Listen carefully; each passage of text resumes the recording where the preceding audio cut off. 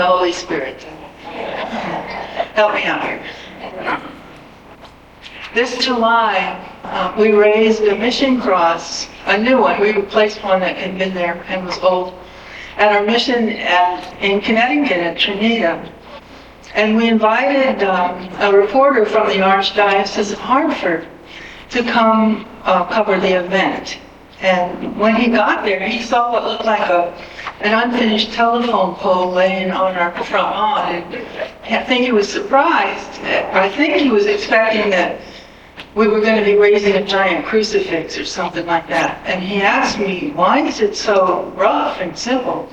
And I was stressed as much as I am today, and I didn't have a chance to collect my thoughts. So he sort of said, well, it's a tradition. It's our tradition, which isn't really an answer, but it was the one I came up with. It's our tradition, and they all look like this. But today, I'm going to try to be a little more articulate in answering that question. This rough tree was cut and mounted as a cross, and it's a powerful symbol for us. Why does our mission cross look like this? Why do we even have a mission cross? What does it do for us? To answer that question, I'm not going to give you a history lesson on mission crosses. I'm not even going to give you a missionary cynical history lesson. I want to keep this personal. I just want to tell you my own story. Personal is all that matters. If you're going to remember today, you're not going to remember a history lesson. You're going to remember how you felt. You're going to remember the experience of sharing this time with us today. So, no history. I'm just going to tell you what the mission cross has meant to me. Long, long ago, when I was young, I belonged to a Missionary Servants lay group in Baton Rouge, Louisiana. And I was in it for a few years before, and I've been hearing about Holy Trinity, about the retreat center that we had in Holy Trinity, Alabama. But I was not able to get time off to actually go on one of the retreats for a few years. So when finally I was able to go, it was a really big deal for me. I was very excited about it. The drive from Baton Rouge to Holy Trinity, the closer you get to Holy Trinity, the more you feel like you're going to be falling off the map. It's like a winding road and lots of pastures and forest. And after a while, we were afraid that we might be getting lost. And finally, around dusk, we rolled up to this long driveway. It was still in the woods, and then we rounded a corner, and Blessed Trinity Shrine Retreat came into view. And there was the mission cross. This huge, way taller than a telephone pole, in the middle of a big open field. There was the mission cross. And I saw it, and I recognized it from pictures I'd seen, and I knew I was home. So, for me, that was my feeling. We weren't lost. We were safe. We were home. And the cross, it was simple and rough, and it really clearly belonged there. And I knew that that cross had grown from a tree that grew on the land where our founders had walked. A few years later, I had a much closer encounter with the mission cross. By then, I was discerning a vocation to become an MSBT, and I was serving as a volunteer at Trinidad for the summer program in Connecticut.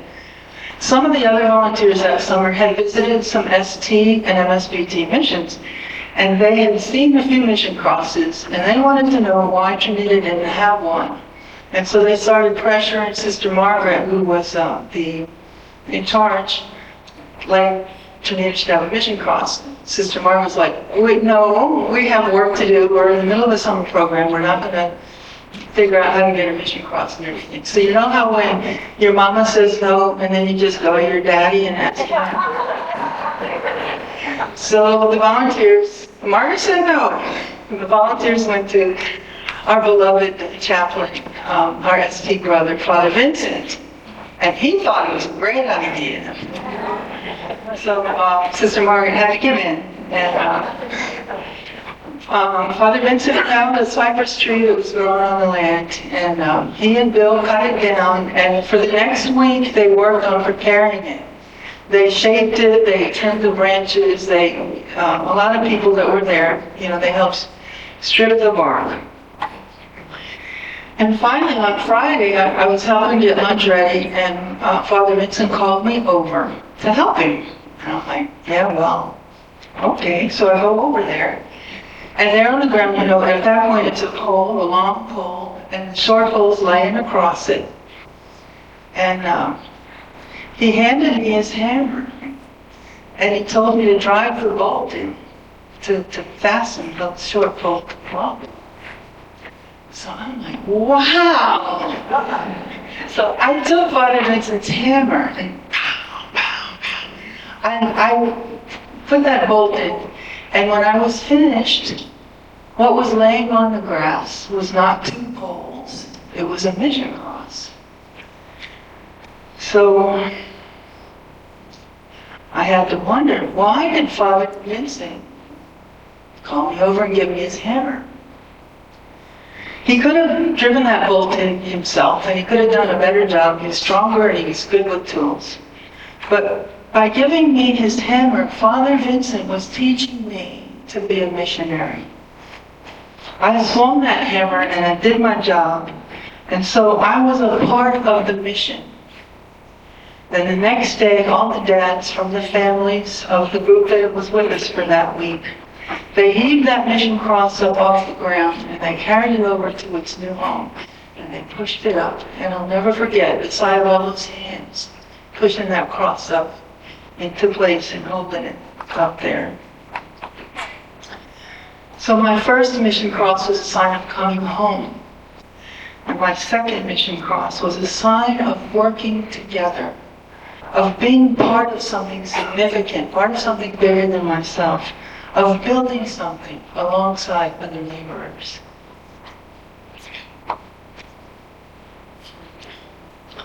So now, years later, here's another mission cross today. What is this cross a sign of? Before I answer that, let's stop and listen to what our founder, Father Judge, said about the cross. He says a lot about the cross. I'm not going to give you all of it. But I want to pick out two points that he made. He talked about the cross as a sign of daily sacrifice and ordinary faithfulness to duty. Father Judge was very strong on this idea that we carry out our mission as Catholics through sticking to our jobs day after day, living out our faith in ordinary ways, by being a power for good in daily life, by reaching out to the people around us.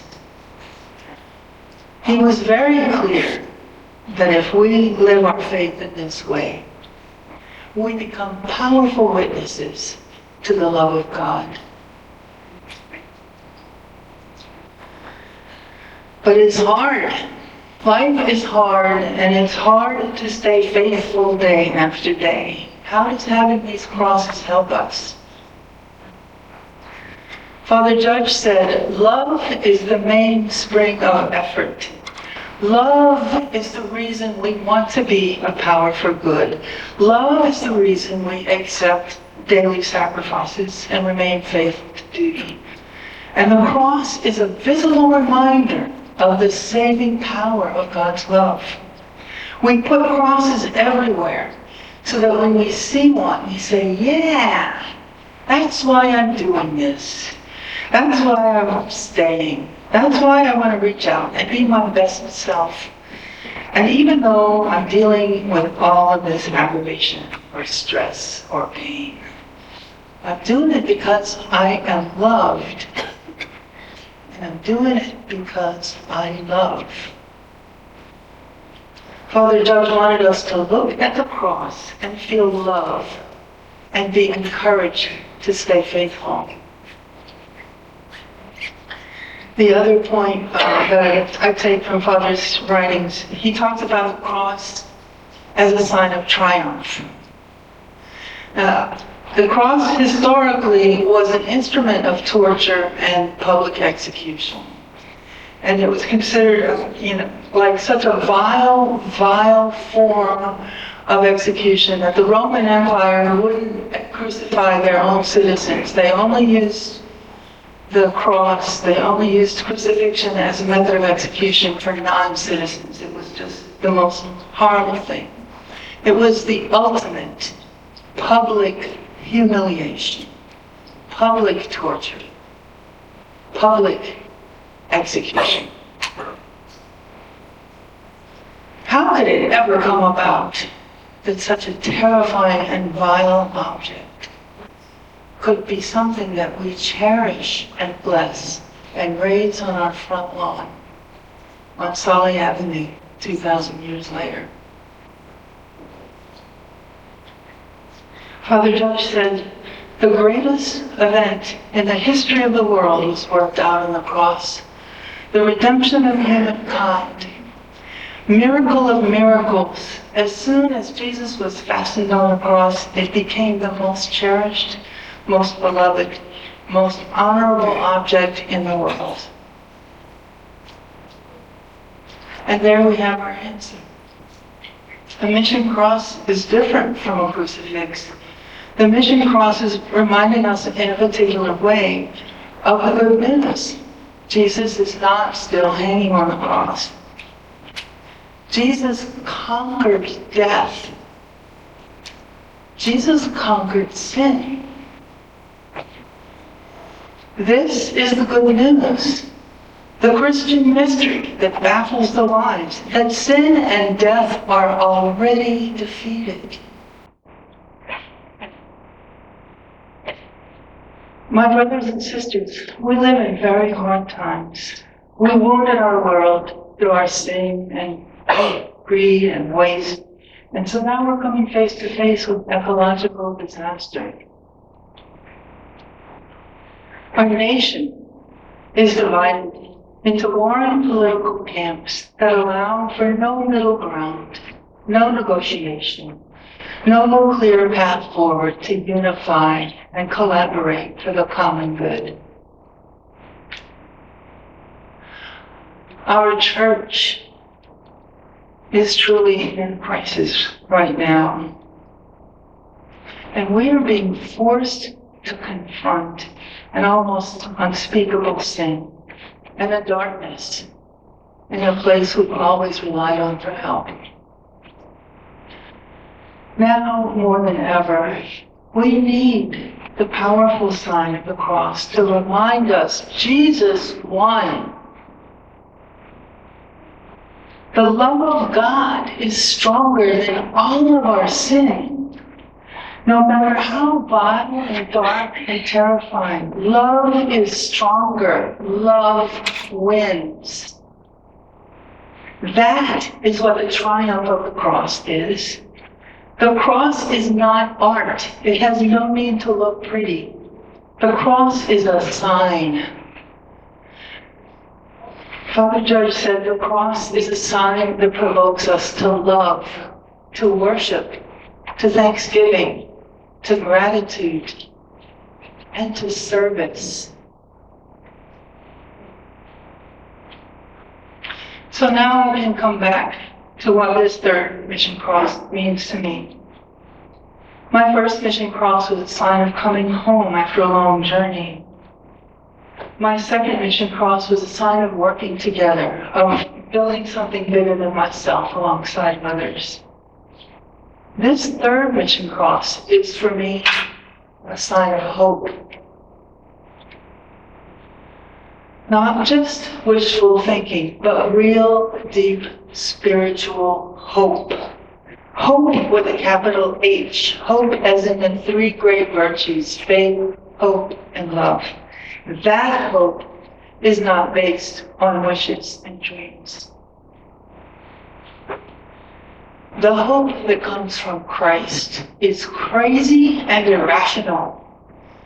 When I gaze on the cross, I feel that hope that swims upstream, that flies in the face of reason, that remembers who is really in charge.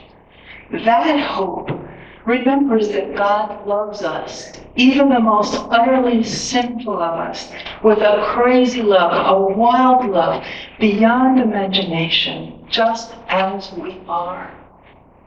That hope remembers dried up old Sarah, who laughed when she heard the angels telling Abraham that she was going to have a baby. And Sarah had a baby. That hope remembers old Elizabeth, the wife of Zechariah, who was barren, who found herself pregnant. What a crazy, irrational, unexpected situation to find yourself in. That hope remembers Father Judge and Mother Boniface, who kept the missions going in the face of certain financial disaster, impossible canonical roadblocks, and worst of all, serious personality issues among the men and women, our pioneers, who were definitely not saints. That hope is what brought me here and what keeps me here. Today's mission cross is a sign that our mission is here, no matter what. We are missionary servants of the Most Blessed Trinity. We are here. Wherever we are home, we are building something together. And we are a power for good in a world that needs hope.